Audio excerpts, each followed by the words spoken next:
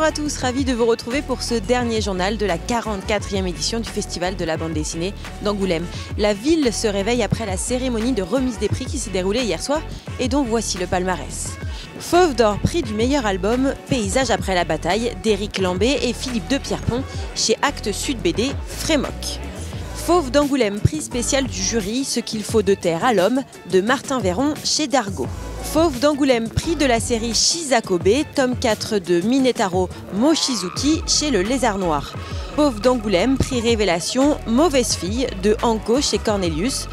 Fauve d'Angoulême, prix du patrimoine Le Club des divorcés, tome 2 de Kazuo Kamimura chez Kana. Fauve d'Angoulême, prix du public Cultura L'homme qui tue à Lucky Luke de Mathieu Bonhomme chez Lucky Comics. Fauve Polar SNCF L'été diabolique d'Alexandre Cléris et Thierry Smolderen chez Dargaud. Fauve d'Angoulême, prix jeunesse La jeunesse de Mickey de Thébault chez Glénat. Et enfin, Fauve d'Angoulême, prix de la bande dessinée alternative Biscotto, le journal plus fort que costaud.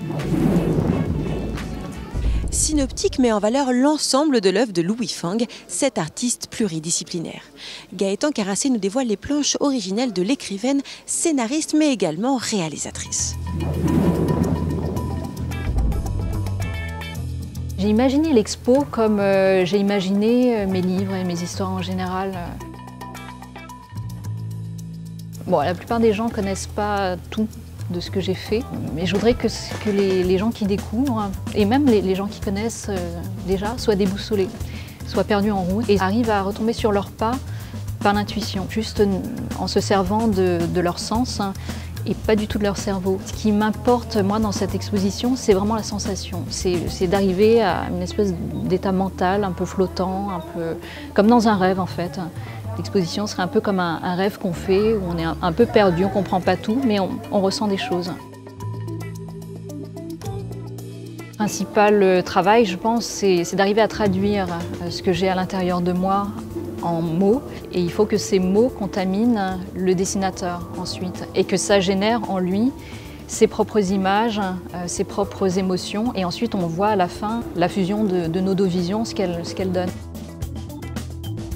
Et si l'opération est réussie, on se retrouve tous les deux, le dessinateur et moi, on se retrouve dans cette chose-là qui nous ressemble et qui ne nous ressemble pas, en fait, qui est une troisième entité à part entière.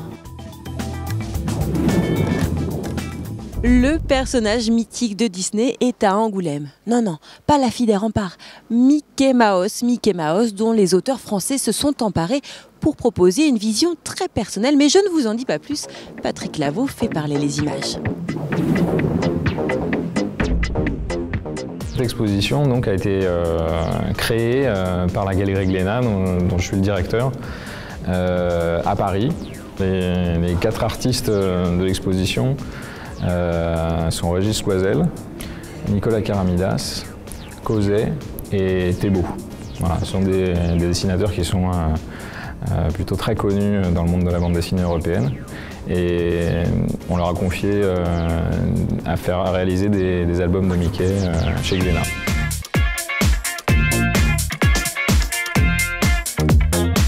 Disney, qui appartient les droits du personnage, a laissé les auteurs très libres. C'était effectivement le contrat qui était demandé par Glénat, c'était de faire des nouveaux Mickey avec la personnalité de chaque auteur et donc leur point de vue du personnage.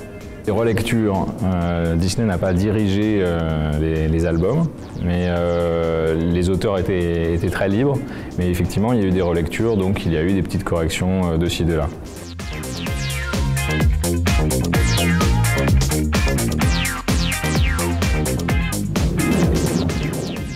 Vous avez raté une des performances graphiques de Miroslav Segulis-Struja. Laissez-vous porter par ce reportage. Devant son public et notamment Loïc David, l'artiste croate dévoile sa plus belle plume.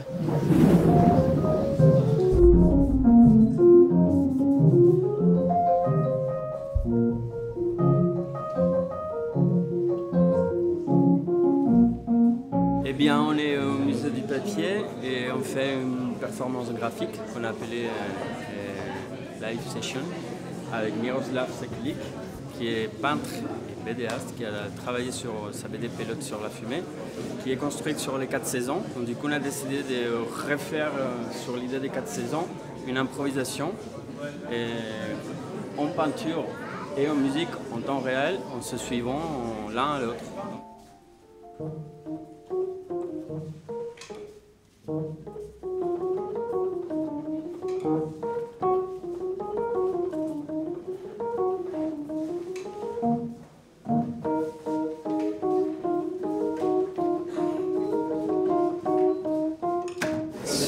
Great experience to work with musicians because my work, painting work, depends about his music, and for me that's something very fresh, new.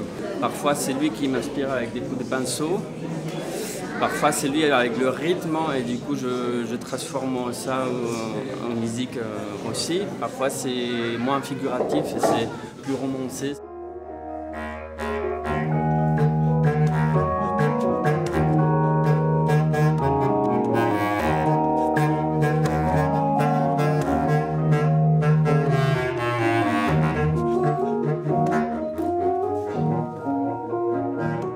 Je regarde surtout ses gestes. Parfois j'oublie un petit peu ce qu'il est en train de faire pour me surprendre un petit peu plus tard. Mais je regarde lui, je reste concentré sur sa concentration à lui. Et du coup ça m'inspire beaucoup.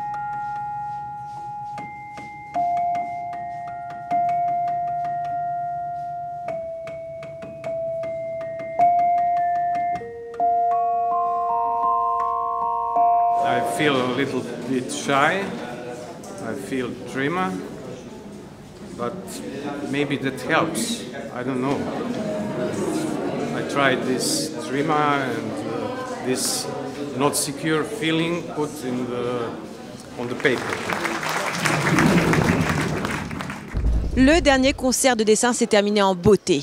Areski et ses musiciens ont enflammé le théâtre au rythme du western, de quoi inspirer le belge Max de Radigues, le français Corentin Rouge et Edmond Baudouin, invités spéciaux venus faire danser leurs plumes en compagnie de la dizaine de dessinateurs de ce spectacle époustouflant.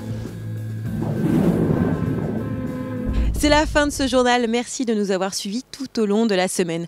Vous pouvez retrouver l'intégrale de nos reportages sur YouTube ou Facebook. Vous avez été encore une fois nombreux à nous envoyer vos photos et réactions avec le hashtag Partageons la BD. Regardez notre sélection du jour. Je vous dis à l'année prochaine en vous laissant sur les plus belles images de ce festival.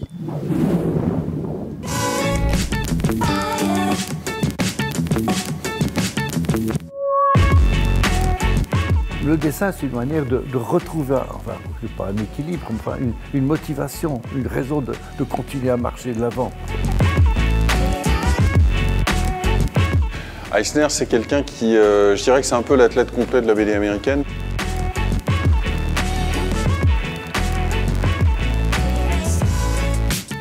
Au fond, Gaston, c'est aussi un esprit pratique. Il cherche à améliorer le quotidien, il cherche à inventer toutes sortes d'objets pour faciliter la vie et la rendre plus agréable. L'exposition serait un peu comme un rêve qu'on fait, où on est un peu perdu, on ne comprend pas tout, mais on ressent des choses. Cette exposition est unique, puisqu'il n'y a qu'à Angoulême pour le moment que vous pourrez la voir. Je ne sais pas si vous pourrez la voir d'ici à la sortie du film. It's incroyable, to be cliché. It's a wonderful collection of creators, of work, of fans. Moi je suis heureuse quand les portes s'ouvrent et que je vois en effet des bus entiers d'enfants qui viennent et qui envahissent tout ça. J'ai commencé à réfléchir au Château des Étoiles en fait. La première chose que j'ai eu envie de faire c'était de créer l'univers en pensant au-delà des pages de BD. Nous on souhaitait vraiment les mettre à l'honneur et permettre au public français qui ne lit pas forcément des comics de découvrir ces talents.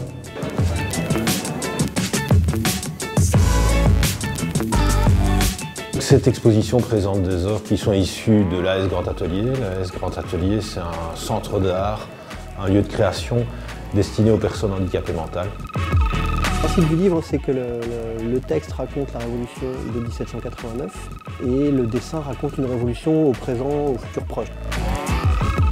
On découvre des nouveaux auteurs, des nouvelles BD. On s'épanouit un peu dans le monde de la BD, du coup ça fait voyager.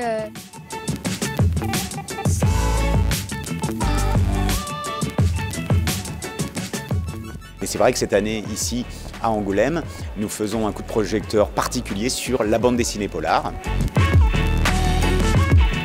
3 ans et demi que je suis à la Maison des Auteurs, donc j'habite à Angoulême. Donc forcément, je participe à tout le festival depuis le début.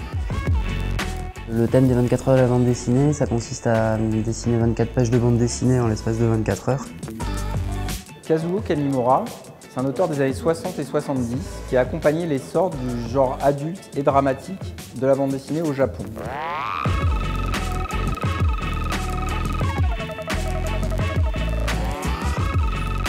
Pour nous, c'est l'occasion de rencontrer des milliers de passionnés de BD. Et ces passionnés de BD viennent rencontrer nos collaborateurs qui sont aussi des passionnés de BD.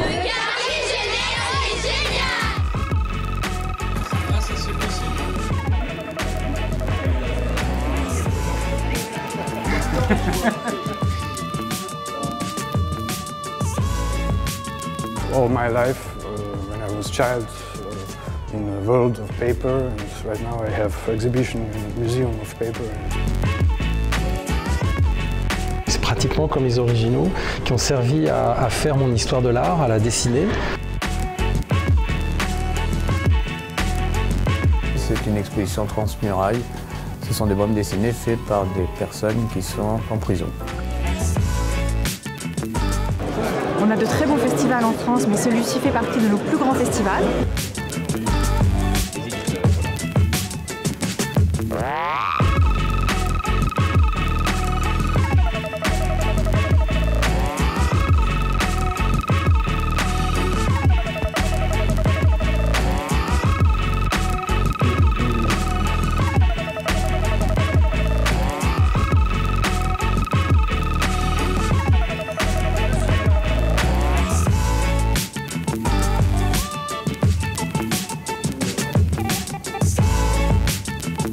C'est Paysage après la bataille de Éric Lambé et Philippe de Pierrepont.